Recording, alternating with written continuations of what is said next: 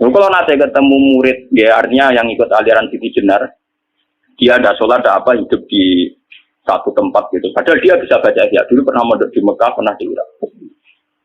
Itu ya meresahkan para kiai. Kemudian sebagian mereka minta saya suruh ketemu. Ya hasil kalau ketemu. Ketemu pertama gitu. Jadi harus tapi zaman roh jenengku terperata arani muka sapa. Nggih biasa mawon. Kula ora usah kenal jenengan nggih kenal. Dadi kula biasa mawon. Lalu pernah ngajar-ajaran nih. Saya legus Gus ning donya tak enteni mau turun ngenteni mati ngono Gus kok repot. Ucapan kula terus enak. Sampai ada wong hakikat wong ngenteni mati bareng. Ya mati wis saiki iku. Sok ngenteni saiki padha-padha wis napa? Wis mati. Ya saiki padha-padha wis urip. Bismillahirrahmanirrahim. Kita punya trauma, entah itu fiktif, entah nyata, entah apalah. Kita punya trauma kasus Siti Jenar. Orang yang mendalami la ilaha illallah secara intensif, ya, entah itu disebut kalimat sodo, bosuluk, boseloko, mbah kono pokoknya. Orang yang memahami la ilaha illallah secara intensif, itu pasti menuju ilmu hakikat. Dan menuju ilmu hakikat pasti ngalami hakikat yang khoyali. Ini ruang tenan ini. Hakikat yang apa? Khoyali. Dan hakikat yang khoyali ini mulai menipu. Ya, kalau sudah begitu ruwet. Misalnya ngeten ya. Ketika kulon moco nggih diskusi ini utai perdebatannya kali jago bejo Jenar. Saat itu ada Sunan Bonang juga. Kamu sujud pakai apa kali jaga? Ya pakai jasad. Dari Siti Jenar, daging kamu itu hanya onggokan daging. Nanti itu jadi bangkai. Dan setelah jadi bangkai itu habis. Kamu nanti ditulis Tuhan tidak termasuk yang sujud. Kebuat yang gue sujud itu sebentar. Mikir kan juga. Rugi ke sujud ke badok ke tangan. Jasa tem sebenarnya pun teh. Orang-orang sing cerita kowe nak sujud mergo jasa itu mau sebenarnya jadi bang. Lah nek ngono sujud ning hakikat ora usah bathuk, ora usah tangan, ora usah sikil, yo rohom iku lho kon sujud mbek pangeran. Nek sujud mbek fisik ku rugi wong fisik sobanan. Mikir kali itu. Wong bolak-balik kali Joko mantan wali preman terus jadi debat pusing. Siti Jenar tahu belajar tak tahu ning Irak. Yang jelas yang mulang gak satem ora menangis. Wah, uang ini menjadi perdebatan. Sehingga keyakinannya kayak Siti Jenar, la ilaha illallah itu ya wahdatul wujud itu innalillahi wa inna ilaihi. Selama ini kalau orang syariat misalnya, orang syariat itu kalau ada orang mati, misalnya Kak Ruhin mati, ini aku kan muni innalillahi wa inna ilaihi raji'un, saiki Ruhin wis mate. Mate itu balik ning pengen. Itu cara wong hakikat kan salah besar. Orang mati itu tidak ada, cara ilmu hakikat dan orang mati itu tidak ada. Roh ini tersiksa di alam fisik. Jadi ruh-ruh ini tersiksa di alam fisik.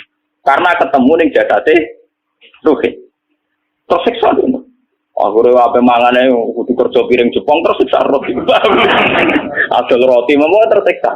Misalnya kiai ape mangane dadak kudu pidato 2 jam bareng tersiksa. Roh kenapa?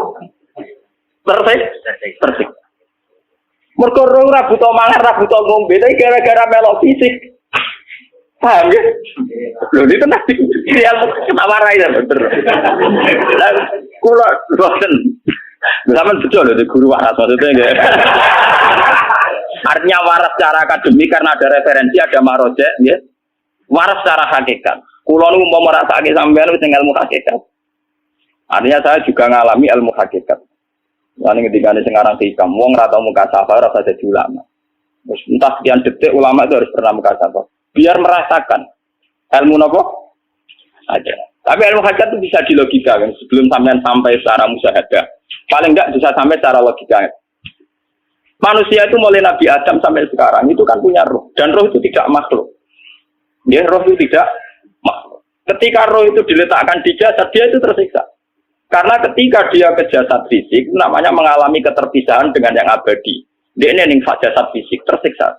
Karena dia harus di alam yang kasat mata, alam multi. Tersiksa.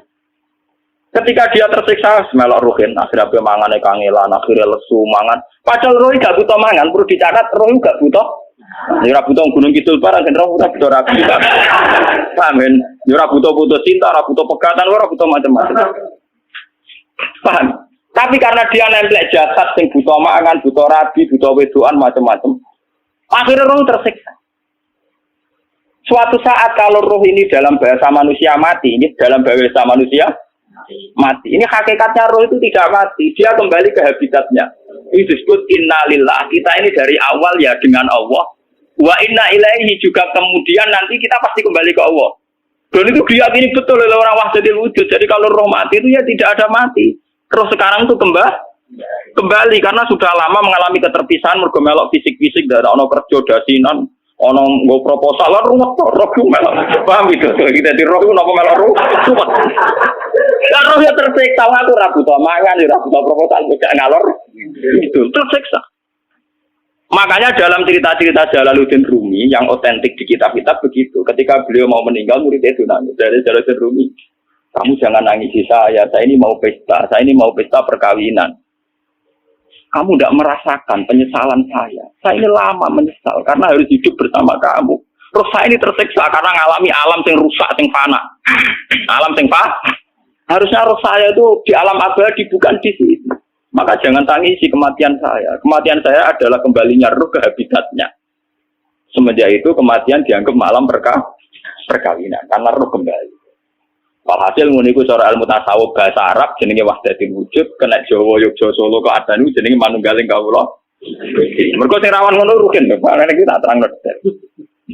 Jadi batok mesti lagi buku sujud kan, itu sebenarnya hilang. Jadi seksine terawat mau cara teori ini sinten jadi rugi gue. Jadi ya kendo. Kali coba mantan preman jak debat terus gue nak ngono buat terus apa tadi gue. Nah debat ini biar itu premane kumat. Biasa preman jak debat ilmi. Ngono ku model. Kali Joko yo ora salah, dhisik dina Umar nggih ngoten. Soal Umar sahabat top, lha jak debat atau milih patenane ya Rasulullah. Gak iso dene ilmiah. Mantar preman pasar ukat terus dadi sahabat top. Debat ya milih mate. Ada wonten cerita wong Yahudi njaluk keputusan Nabi. Bareng wis diputusno Nabi cek mamang. Ndak tenang keputusane ngono dalam sengketa duniawi. Bariku takok ya Ali. Ya Ali, aku mau sowan ning Nabi Muhammad. Dikai keputusan Nabi Mamang, cara kowe pilih. Sampai Ali dikai keputusan persis kanjeng Nabi. Cek Mamang meneh tak Umar. Apa marah aku mau sing Muhammad, ning Ali dikai keputusan kok Mamang, Mar. Cara kowe piye? Urusan duit. Enteni iki. Entah dia meleput buat apa? Uang diputus Nabi ora mar. Buat mati. Awe. Mereka mantan apa? Cara mantan intelektual kan ya wajar nggak uji kok percaya Nabi. Kan bareng cara Ali ya gak percaya wis kandhani. Ora percaya Ali kan lha ora apa patene. Ya wajar nggak uji kok percaya Nabi, nak percaya ora itu Yahudi Muslim. Ali itu Gusdur. Ali Gusdur itu piye tentang Ali nyen ngoten watake ngoten. Nasibe padha. Ali itu ilmuwan yang jadi presiden gak sukses, yang niru gitu Gus Dur. Mergo ning dina negara wong pinter mimpin ra sukses, wong pinter gampang maklumi. Lah misalnya kita jadi kiai wong pinter. Kayak santri ini pacaran. Maksud jangan ana cerita besok. Wah, ruwet. Terus malah dalil dinalina subuh syahwat minan. Piye bodoh tanpa pelaturan ta. Paham ya? Ruwet tau. Mana jogeman, dia pinter teman-teman itu jogeman. Jadi biasa, wae ono syariate sithik-sithik. Sing kamane ono santri pacaran tersinggung, ono santri nakal tersinggung. Sing ono rasane lha dunya ono napa? Jadi nak meguru kula nu urusan ilmu semi hakikat. Mon gitu. Sehingga kayak Siti Jenar, cara pandang Siti Jenar tuh masuk betul ning gone pemikiran para santrinya. Kados Ki Ageng Pengging siapa masuk betul karena masuk akal. Cara mereka napa? Betapa tidak ada artinya fisik ini. Nah, kalau semua fisik ini tidak ada artinya, kemudian yang ada artinya itu roh, perjalanan apa? Perjalanan roh, sehingga diartikan inna lillah wa inna ilaihi raji'un. Inna sholati wa nusuki wa mahyaya wa mamatiku lillah. Lah kemudian sekarang sampean tak tanya misalnya, ini latihan ilmu hakikat. Wa mahyaya lan penguripan ingsun. Kalau ingsun itu artinya fisik atau jasad, itu keliru besar karena jasad tidak pernah hidup. Yang hidup itu roh. Paham ya? Sekarang artinya wama mati itu apa? Kematian ingsun. Kalau roh itu tidak pernah mati, berarti kematian roh adalah keterpisahan dengan yang agung atau yang abadi. Dan semuanya itu lillahi rabbil alamin. Sehingga mereka mengatakan kematian itu satu pesta. Mengenai kasus Bilal ditakoi, ya Bilal, ketika murid-muridnya nangis bergapai mati, Bilal dia seneng aja. Badan nalkal akhibah Muhammad dan wakisbah. Gak nak mati malah senang loh ketemu kekasihku. Sebab itu kematian tidak pernah jadi problem bagi mereka sing soleh, sing menembus ilmu hakikat. Paham? Tapi ilmu hakikat kayak ini itu yang diyakini Siti Jenar, diyakini Jalaluddin Rumi, diyakini para wali-wali wahdatul wujud. Dulu Syekh Husain Sinten Al-Halsad. Itu kemudian melahirkan prahara syariat. Prahara apa? Syariat. Sebab itu Wali Songo, oke Siti Jenar benar dalam filosofinya, tapi harus dibunuh karena menjadi prahara syariat. Sama dengan yang dikatakan Nabi itu benar, tapi menjadi prahara syariat. Akhirnya disomasi oleh Umar radhiyallahu anhu. Jadi sebetulnya sama, pola-pola ceritanya sama. Intinya sebuah ilmu hakikat harus dikawal napa? Syariat. Ya kalau bolak-balik, contoh paling gampang wit pisang. Uang nak mangan gedang kulitnya tetap dibuat. Tapi umpama gedang dari awal ora usah kulit, ras itu jadi gedang. Paham ya? Meskipun kon ape dipangan ya dibuat. Tapi kita tidak bisa membayangkan pisang dari awal tanpa napa? Mbah kekeringan, mbah bosok, mbah ras itu dadi napa? Pisang. Terus pentingnya syariat lagi begini. Makanya penting ngaji wali-wali syariat yang pinter kados Sunan Kudus, kados Sunan Bonang. Andai kan tidak ada syariat itu dunia pun mesti rusak. Contoh paling gampang masalah pornografi, porno aksi. Jadi jenar aja omongi ngono ibu ngakak-ngakak deh. Dari pangeran wis pirsa, kowe nek klambi pangeran roh ora tentu ya rasa klambenan. Wong ora ana gunane. Kalau yang paling penting ku nazarullah, kenapa kowe klambenan barang, wong kowe klambenan ora pangeran tetep pirsa. Nyatane di jenar nak mulang nggih coba ana. Klambenan nah intine napa? Dinya ada nabi Sunan Bonang. Nah, aku percaya kabeh nazarullah ora usah napa? Klambenan. Tetapi teori ora usah klambenan iki dienggo tenan. Mulane nek pas wiridan aliran sesat ciri utama. Kira klambenan tenan. Lah ruwet to. Lha iki tenan iki cerita. Iki pentingnya ngaji nggih. Ben sampean ngerti variasi riwayat kemudian kita orang syariat harus kayak apa, kemudian kenapa menjadi aliran wahdatil wujud. Lah terus kita ini kan orang syariat. Memang kelemahan orang syariat itu akeh kok sampean-sampean siji mesti ra kramat. Modele ora ada duwe bingung. Urip wong syariat lho apa? Dineng bojo wedi, dineng tangga wedi, pengaruhe menurun. Pancen orang syariat itu banyak kriminal tauhidnya itu memang jelas. Malah kiai-kiai fakir nak ketemu kiai-kiai sing setengah jaga wedi mergo iso nebak atine. Dene meriang nang. Sing kiai ra tau salat keramat padahal ngambungan wong. Sembudino sholat 4 waktu kok ora tahu keramat. Wong ape buah utang tanggane iku keramat apane? Sing kono ngawur-ngawur son-sowan pirang. Meriang oleh syariat ngadepi wong hakikat napa? Mulane jogeman dadi wong syariat ngono iku bahaya. Nah kula mboten ngarep. Sampai dadi wong syariat sing ra keramat. Bahaya sekali itu bagi perjalanan agama. Kalau sering ketemu kiai-kiai yang terkenal keramat di Juwaduk tiang-tiang hakikat. Si tantang kocok-kocok kalau wani, nah tantang aku tetap rawani kok. Mikir deh. Karena orang yang sama-sama ke jalur hakikat tetap punya alamat, tetap wonten sima biwuji min asari. Cara pandangnya mesti sama. Kalau nanti ketemu murid, dia artinya yang ikut aliran Siti Jenar, dia ada sholat, ada apa, hidup di satu tempat gitu. Padahal dia bisa baca Ihya. Dulu pernah mondok di Mekah, pernah di Irak.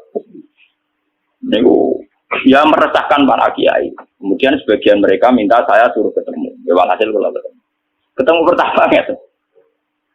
Jadi harus tapi zaman roh jenengku itu pernah tak arani muka sapa. Dia biasa mawon. Kalau lara usah kenal jenengan, dia kenal. Jadi di kulo biasa mawon. Lalu pernah ngajar-ajaran nih. Saya legus neng dunia tak anteni mau turun tani mati, gus kok repot. Jawaban kula terus ya. Sampai dari wong hakikat wong ngenteni mati bareng. Ya mati wis saiki iku. Selasa ngenteni saiki padha-padha wis napa? Wis mati. Ya saiki wis padha-padha wis urip. Wis padha kabeh. Nah cara ilmu hakikat itu kan terus sama semua. Napa? Sama semua. Tadi makanya itu tadi. Kalau baleni maliki, logika hakikat itu begitu ya. Roh itu ditiupkan oleh Tuhan ke kita. Kemudian roh karena ikut alam fisik, alam jasad, roh ngalami yang kita alami. Ya. Ketika roh ngalami yang kita alami, dia tersiksa. Nah, ketika roh sudah terpisah dari jasad yang mengekang, yang memenjara ini, dia senang terus kembali ke Tuhan. Ini disebut inna lillahi wa inna ilaihi. Nah, jasad ini kemudian menurut ilmu hakikat tidak ada gunanya sama sekali total. Hilang di telan tanah. Lah kalau begitu jasad ini nak mbok agul-agulan. Gusti bathuk kula tak nggo sujud tangan kula ndi buktine tanganem wis ra ono. Bathuk wis ora. Mulane dari Siti Jenar, hanya wali bodoh kayak kalian yang punya ajaran bodoh begitu. Malah ra sopan terus. Mulane Sunan Kalijaga semangat kon mateni mergo tambah omongane glodro ndi. Tapi yang nggak disadari Siti Jenar yaitu tadi. Inti dari ilmu hakikat itu kan tunduk sama kersane Tuhan. Kalau sudah tunduk pada kersane Tuhan, kalau kersane Tuhan roh kita harus di jasad. Dan wujud jasad kita ini juga karena kehendak Tuhan. Kenapa yang wujudnya jasad yang karena kehendak Tuhan engkau ingkari? Sementara wujudnya roh tidak kamu ingkari. Toh wujudnya jasad ya bi iradatillah wa bi masyiatillah. Wujudnya roh ya bi wujudi bi masyiatillah wa iradatillah. Harusnya fungsi jasad juga harus kamu akui toh Siti Jenar. Wong sekarang kita punya jasad ya bukan karena kita, karena kehendak Allah. Kenapa kamu ingkari? Berarti kamu ingkari kehendak meneng Siti Jenar.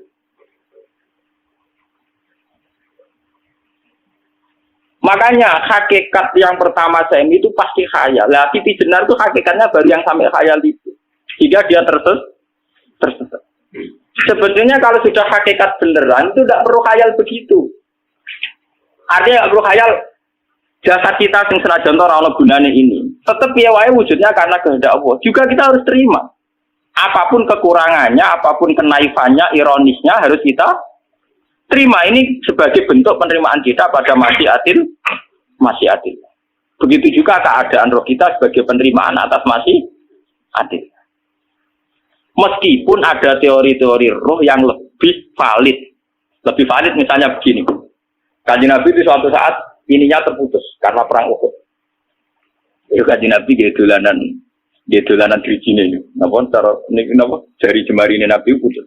Dia dolanan. Jadi Nabi sendiri kadang sering ngajarkan ilmu hakikat. Hal lagi illa usbun udmiyat wa fi sabilillahi ma labitu. Kowe ora trimo fisik, bentuk fisik jari jemari sing ditebir berdarah. Tapi nak kue fisabilillah ayo wis balik ning gabi katem. Jika kenapa para sahabat itu ketika dicincang, ketika putus tangannya, putus kakinya, sahabat yang usul ke ilmu hakikat itu malah senang. Karena jasad kita ini kan ila sabilillah menuju jalan Tuhan. Sekali dia sudah terluka fisabilillah itu sudah menemukan formatnya. Cara teori Cina bisa menemukan formasinya. Paham gitu? Orang kok malah ngeluh itu berarti goblok nak ngeluh paham no? Paham ini apa? Jadi, makanya Nabi ngertikan, ya itu sudah ketemu formatnya. Ketika rohnya para syuhada nanti kembali ke Tuhan, ya ketemu formatnya lagi. Itu disebut wala taqulu lima yuqtalu fi sabilillahi amma. Dia tidak mati sesuai formasi awal, yaitu roh kembali ke Tuhan dan jasad ikut mengawal. Nah itu Nabi kadang ya pakai ilmu hakikat begitu. Mulane kula bolak-balik matur, kula nunggis mulai umur selawe tahun nopo pinten. Kulo asline nggih gadah penyakit dan ekstrim penyakit saya. Sampai saat ini kulo nak ngobatno ndak lebih 50% karena saya tetap berpikir. Misalnya cara syariat kan berobat, tapi cara hakikat apa betul keberadaan saya di alam ini penting. Sehingga aku kepengen urip tak bela-belani ngantek atusan juta. Jangan-jangan penting mati ikuti bang uripku.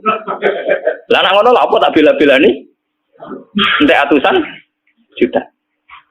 Jadi misalnya kita berobat ya mau, ya cari nabi kan berobat ya berobat. Pokoknya kita Islam masih mau geruduk kadang orang paham.